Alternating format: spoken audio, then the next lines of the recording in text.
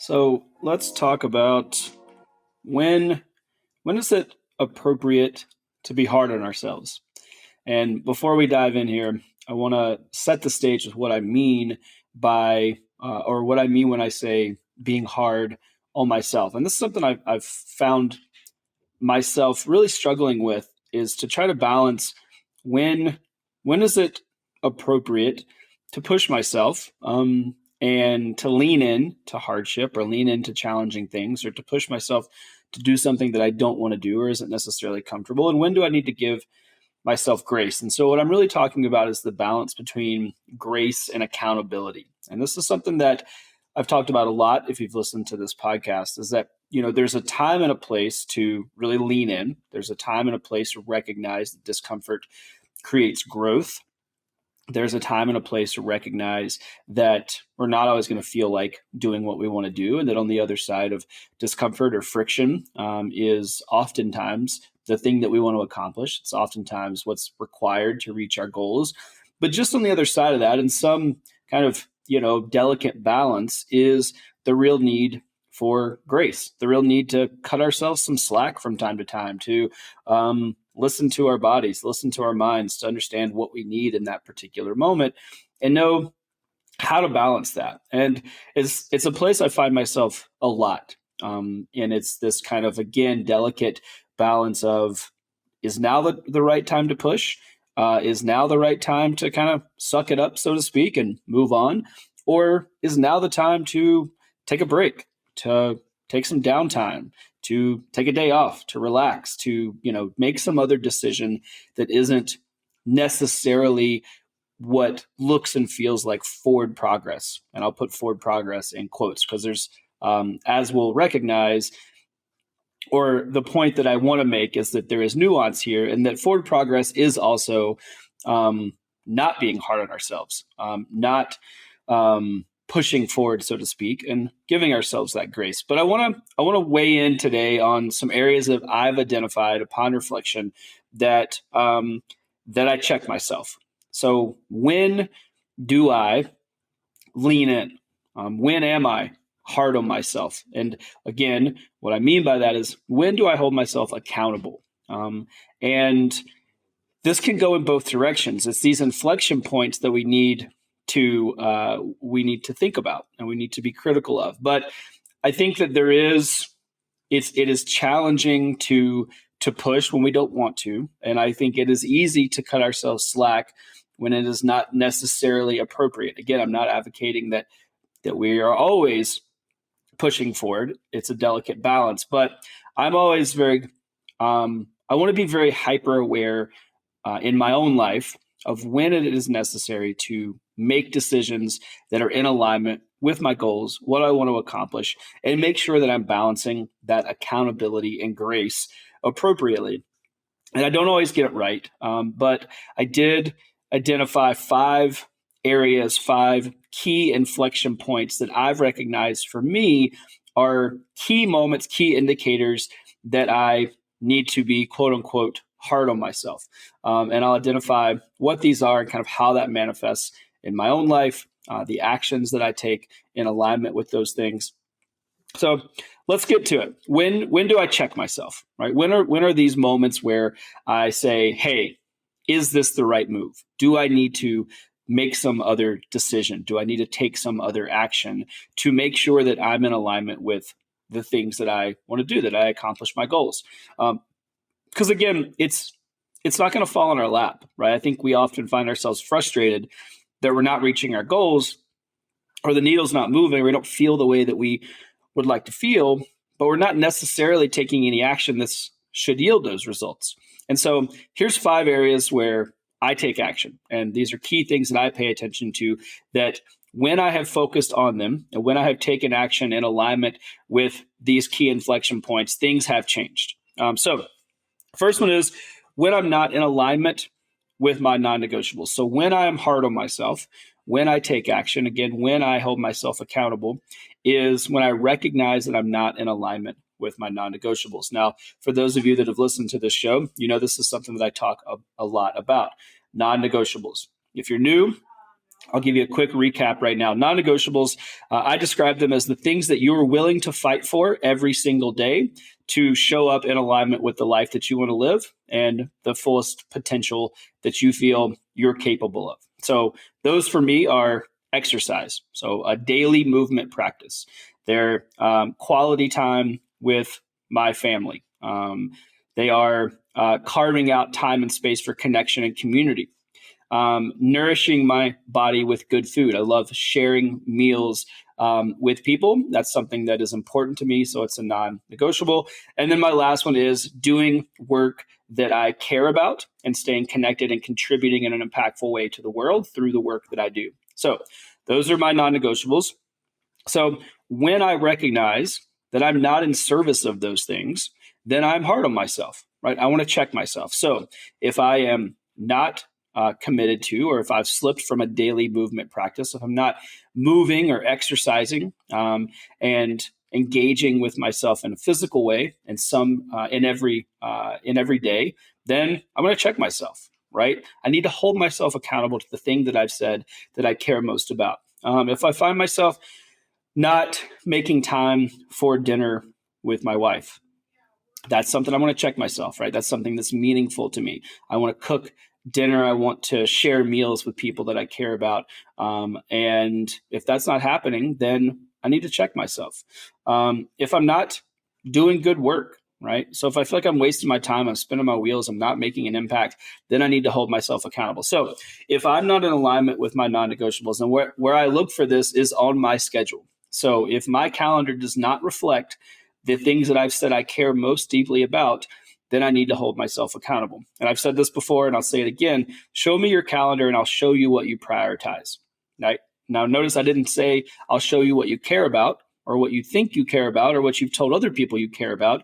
How you move through your day is a reflection of what you've prioritized. So if my schedule doesn't reflect or doesn't have space for my non-negotiables, then I need to hold myself accountable to that. And I need to check myself. So that's the first big one. And I do an audit of my calendar on a weekly basis to make sure that it reflects my non-negotiables. Have I scheduled time with friends, family? Do I have time for meals? Do I have time to shop for ingredients that are going to go into those meals that support how I want to fuel my body and how I want to feel? Do I have time and space for those things?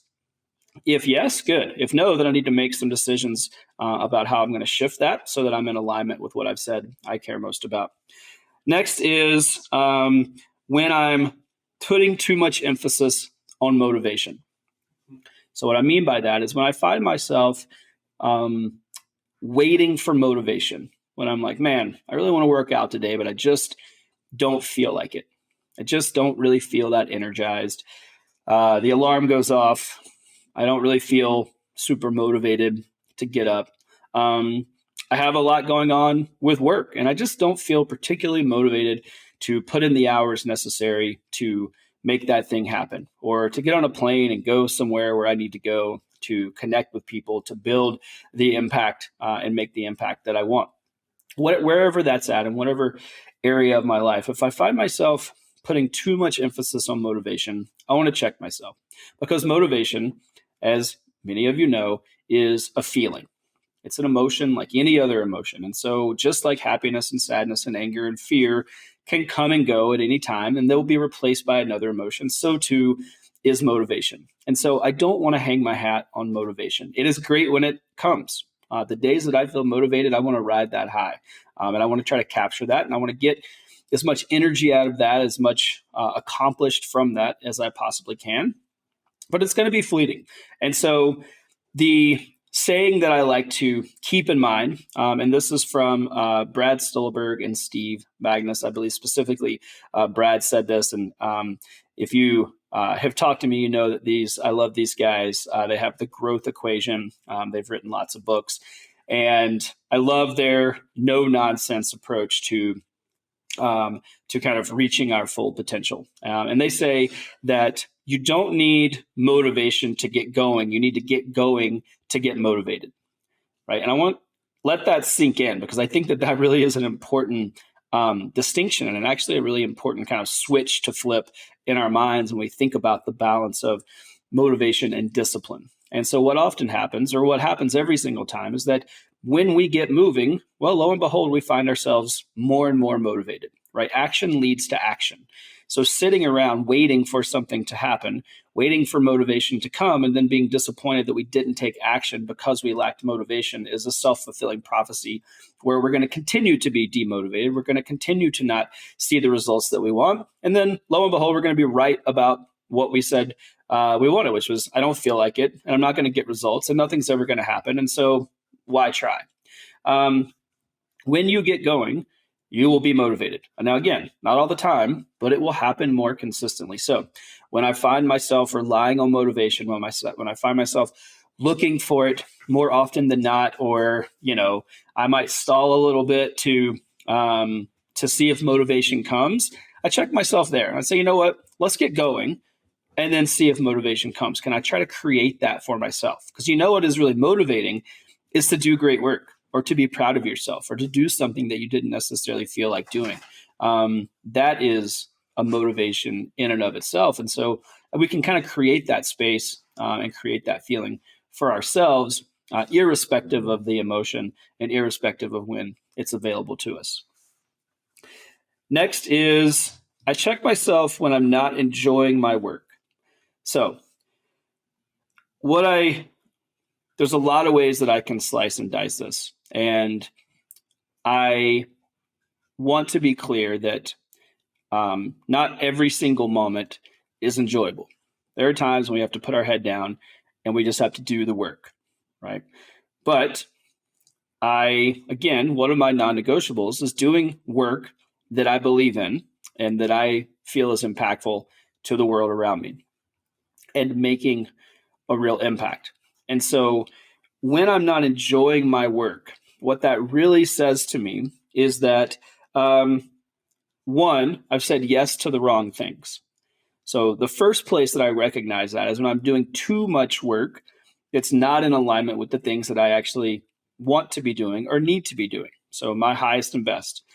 Again, this is very much in alignment with the calendar audit that I just talked about. When my days are full of things that are not in alignment with work that is enjoyable, then I know that I have said yes to the wrong things. Another quote that I love, and I say all the time, is if we say yes to the wrong things, that means we're saying no to the right things, right? Because there's an equal exchange there, and there's only time and space for so many things. And so if I filled my time with the wrong things, if I said yes to the wrong things or things that are not in alignment, then that really means that I have said no to something that is in alignment, because there's a direct exchange. I've taken that time up. That time's not coming back to me, right? So this is something I'm very, very critical of. So when I find myself feeling like it's a slog, like I'm not enjoying it, again, this is very much in alignment with the motivation thing. I feel like, oh, geez, this is, I don't want to do it today. It feels overly hard. It feels, it's not fulfilling. I'm not having conversations. I don't feel like I'm making an impact. The first place I look is to see, have I said, what do I need to say no to? So what have I taken on that's not in alignment? And I think that you could do this in a lot of different ways, because the next thing that I hear when I say this is people say, oh, I don't have control over my time like that. Taylor, you're really lucky. You have all the time and you can control this and you own your own businesses and that.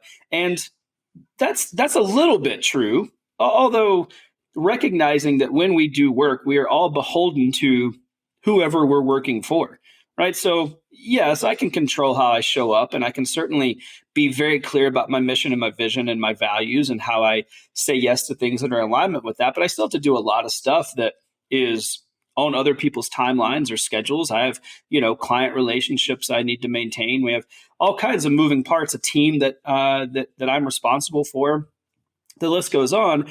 And so I want you to look for, instead of saying, no, I can't do that, I want you to look for the opportunities that you can. So if you're not enjoying your work, or you're not enjoying some part of your life, I'm going to use work for my example because it's something that I do enjoy and I spend a lot of time doing it. So it's something I want to make sure that I'm generally enjoying and feeling connected to and feeling like I'm making an impact. But whatever it is for you that you're not enjoying, instead of saying, well, I can't make any changes, let's focus on what you can change, because I promise you that you do have some level of autonomy in some way where you can say yes to the right things. And if it's something that's a fixed entity, i.e., you don't have any control over your work because you work for someone else and you need to be there from 7 o'clock to 7 o'clock, okay, fine. Let's not be mad that we can't change that. What can we change around that? How can you change your attitude? How can you change how you show up? How can you change the time before and after? What can you do on the weekends? There is time and space that is movable that you have control and autonomy over. And again, I recognize that some pieces are fixed, but also we do have control over lots of areas of our lives. And if you're not enjoying it, let's look for opportunities to change that. This is where, again, I'm saying this and I'm using stern language because this is where I think we need to be held accountable, right? This is where we need to be accountable to ourselves. It is not other people's fault that we are not enjoying ourselves. We're responsible for that. So for me, if I'm not enjoying my work, that's up to me to control, right? I don't get to be mad at clients or my team or business partners or anything else. That's on me. I have to take stock and I have to look for opportunities for adjustment so I can get back into alignment. The second area within this point, so when I'm not enjoying my work, the other thing that I look for is where do I need support? So for me, what that typically means is when I'm not enjoying my work, I have taken on too much and I have not asked for support or leveraged the support that is available to me. And this inevitably is the biggest opportunity for growth for me every time. I'm like, this is feeling hard. It's not fun. I'm not enjoying it. My days are crammed. I'm, feeling reactive versus proactive. Almost inevitably, it's a support piece, right? So, and it comes on the heels of saying yes to the wrong things. But I ask myself, where can I look for support? Where I need support? Where can I ask for support? So are there support mechanisms that are already in place that I'm not leveraging? Is it family? Is it friends? Is it people on my team? I've taken on too much and it's creating too much weight. It's causing me to say yes to the wrong things. So where do I need support? Or are there support mechanisms that I need to put in place? So this has been another piece, specifically in the career space, but also I've seen it manifest many, many times in our personal and family lives, right? It's like I feel like I can't quite get it going. I don't have the time and energy and space to dedicate in my personal life. Well, then I need to ask for support. Right? I need to communicate more effectively. I need to make sure that the people around me know what I feel like I'm missing out on or what I'm not accomplishing, and invite them in to help me figure that out. So this is very much a conversation and a piece of the puzzle on the personal side. But on the career side and the work side, then, are there people that you need to put in place? Are there different hires that you need to make? Or do you need to allow people on your team already to step into a larger role or to invite them into more responsibility to support you in a more meaningful way? So massive, massive piece for me I've recognized is support. And again, I've seen this show up in every area of my life. And so if you're not enjoying yourself, who can you invite in to help support you so that you can free up more time and that you can communicate in a way that creates an environment of support? That is largely on us. And so that's a place where we need to have very real accountability to make sure we're saying yes to the right things and we're being supported in a way that creates an environment where we're actually able to enjoy ourselves, because it doesn't have to all be on us. That's part of how we show up, is how we invite other people to support us so that we can be our highest and best and we can spend our time doing the things that we want to do. Next is I check myself when I'm not having any fun. So this is on the heels of the last point, when I'm not enjoying my work. But for me, again, these are my specific examples of when I've held myself accountable or when I look to hold myself accountable. If I'm not enjoying my work, that's one thing. And I just outlined the areas that or how I address that from a tactical perspective. If I'm not having any fun, that's a more broad statement. And this tends to be in my life in general. And so let me paint a picture for you of how this manifests. I do enjoy work. I enjoy discipline. I enjoy having a routine that supports the things that I want to do and a very narrow list of in alignment with my non-negotiables. But just on the other side of that is a life that is not super fun, meaning there's not a lot of space for spontaneity. There's not a lot of space for travel, for dinners with friends, for weekends without plans where I don't, I'm not getting my quote unquote to-do list done. And so I have to really make sure that I am on the appropriate side of where I feel like I'm my highest and best. And so when I'm not having any fun, I need to break away from the head down mentality, because what I have found is that I actually will thrive in just putting my head down and working and exercise, work, sleep, repeat. Again, checking the box with my non-negotiables, spending time with family, making sure I'm sharing meals. But I can get stuck in that rut, and I put my head down and I recognize that, I'm doing these things, but I'm not really having a lot of fun. And so there is a balance there where, yes, we want discipline. Yes, we need to make sure that we are doing things that are kind of in alignment with our highest and best. However, I think that it should be fun. And I want to make sure that I'm not too head down. So when I'm in that space, I recognize that it's not fun. Well, what can I do? Right? Travel for me is a big part of that. Right? So I'll tell myself that I don't have time for travel, or it's not the right time because I'm too busy, because I'm doing these other things and I'm being productive in this other space and I don't want to disrupt that. Well, what I've found for me is that travel actually reinvigorates the work that I'm doing. It provides clarity. If I get out of my routine, if I pattern interrupt, and this would be travel for leisure, then that's a huge win. It's way more productive than me just putting my head down and grinding it out. So, and these are just, short weekend trips. Take a road trip, quick drive, go somewhere overnight. Doesn't have to be a major, massive thing. Just making sure that there's opportunities for fun, adventure, spontaneity, travel. So that's a big one for me. Connection, i.e. community, i.e. people outside of the people that I work with, right? And again, I can put my head down. I can be very, very focused and feel very productive and feel really good about that. But again, there's a little bit of nuance there. I'm like, it's not fun. It's not as fun as I would like it to be. And so what is missing? Oftentimes the piece is connection. So I need to go somewhere. I need to go have dinner with friends. I need to even go to like an event, right? It can still be, for me, it can still be work focused.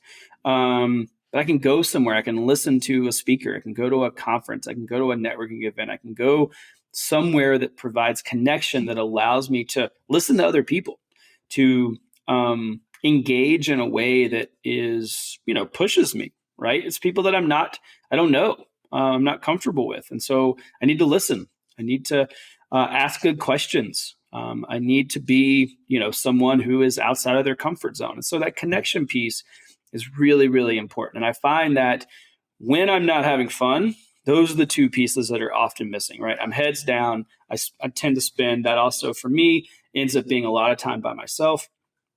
And so I need travel and I need connection. And you can see that in travel, there's also going to be connection as well, too. So those things are intimately acquainted with one another. And there's definitely an association with those two. So fun is a big piece. I believe that, we can work massively hard. We can show up. We can do things that we don't want to do. We can push ourselves. But really, it should be fun. We should enjoy that, right? We should see the benefit of that, and we should enjoy ourselves. I don't think that life should be lived without having fun. And then last is when I'm not communicating well. So when I hold myself accountable is when I find that I'm not communicating well. And what I mean by that is it's my responsibility to control how I show up. And when I'm hard on myself, when I hold myself accountable is when I am not communicating in alignment with who I want to be and how I want to show up in the world. And the reason that I bring this one up, one, again, these are specific to me. So these are markers for me. They don't have to resonate with you, although I've seen these scenarios represented in most everyone that I've talked to and been able to have conversations in this realm with. But the reason that I bring this up is because we put a lot of pressure on other people to impact how we feel and how we show up. So an example of that would be if I'm not communicating well with my team, the people that I work with, it would be really easy for me to blame them, to say, so-and-so is being lazy, or they're not doing their job, or they're not paying attention, or they're not, executing fast enough, or they're not, like, pick a thing, right? Any of the things that we could be frustrated with or about when it comes to the people that we work with. But that's where I check myself, actually. And I say, am I communicating well? Because if I am, then certainly I might deserve to be frustrated. And there needs to be a conversation around that is communicated effectively and appropriately. But what I've often found is that when I find myself frustrated, it's because there's a lack of communication on my part, right? And so I can control how I show up. I can control how I communicate, which then impacts what I'm getting back. And if I'm not getting back what I expect, then I want to hold myself accountable first, because that's the only thing we can control, right? That's the first place we should start. And so this is a big, big marker. And this is actually why I ended on this one. This is the last point here, because I actually think it's one of the most impactful things that I have done as a personal practice is to check myself first, right? So again, when am I hard on myself? Well, if I'm not getting back what's in alignment with my perceived expectations, I'm going to check myself first. Am I communicating well? Right? Did I give them what they need? Was I clear? Was I timely? Did I communicate in a way that's in alignment with how that person receives and processes information? We also don't communicate with everyone the exact same way, right? People need different communication styles. And so we have to deploy different strategies and different approaches based on the individual. And so I'll check myself first. And again, this could not apply more in our personal lives, right? If I'm frustrated with somebody that is in my personal life, check myself first, right? Because I'm probably getting back responses or behavior in alignment with what I've put out, in alignment with how I've communicated. And so I'm going to check myself first. Hey, is everything that I've said clear? What does support look like? What do you need, right? The list goes on.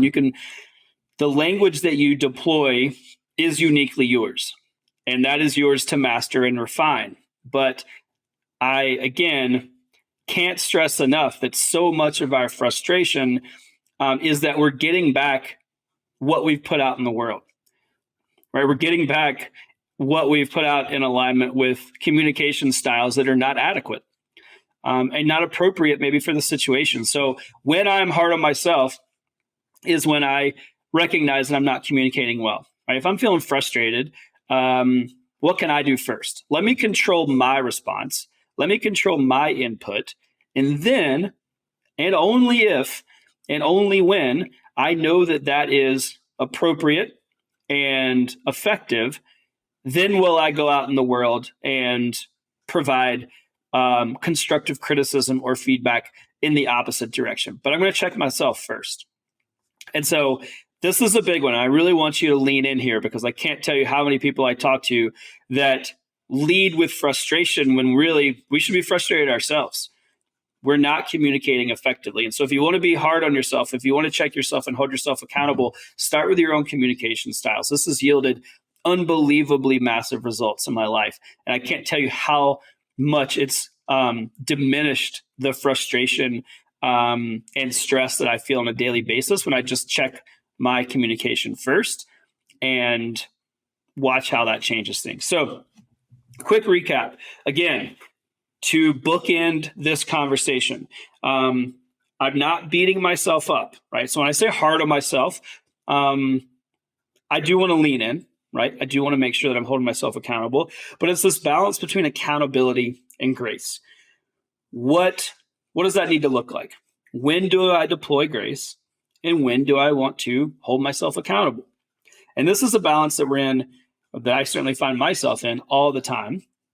And I think it's one that most of us have one foot in each area. So here's the 5 areas that for me have been really important inflection points that have prompted me to think about accountability in very key times so that I can yield the best results and yield a life that I'm stoked about, right? One that's fun and I enjoy. So first place that I hold myself accountable is when I'm not in alignment with my non-negotiables, right? So what are the things you're willing to fight for on a daily basis? And are those reflected in your life? Are you spending your time generally in service of those things? I'm not saying that's the only place you're spending your time. That's ludicrous. That's not going to happen. We all have shit we have to do. But are you spending your time in alignment with those non-negotiables?